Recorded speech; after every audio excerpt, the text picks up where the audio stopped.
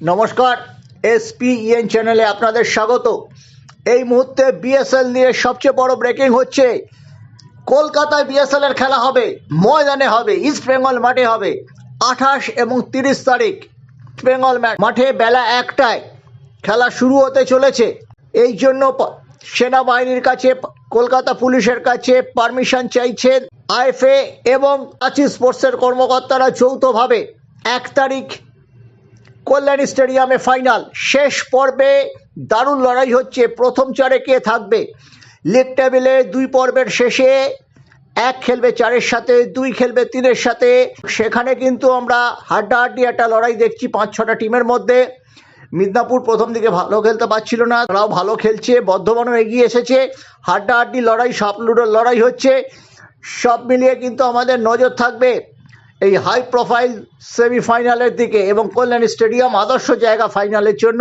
Stadium চোখের মনির মতো আগলে রাখেন কল্যাণী পুরসভার চেয়ারম্যান নীলেমেশ রায়চৌধুরী। সেখানে ফাইনালের জন্য বেছে নেওয়া হয়েছে। এর চেয়ে ভালো কিছু হতে পারে না। ডিস্ট্রিক্টের মাঠ, বেঙ্গল সুপার লিগ ডিস্ট্রিক্টেরই খেলা, কিন্তু ময়দানে খেলা হওয়ার একটা আলাদা লহরই আলাদা। এর মধ্যে যদি উত্তর 24 পরগনা এবং হাওড়া হুগলি কিংবা দক্ষিণ 24 পরগনার অটো এফসি যদি সেমিফাইনালে কোয়ালিফাই করতে পারে, প্রত্যেকেরই কিন্তু চান্স আছে।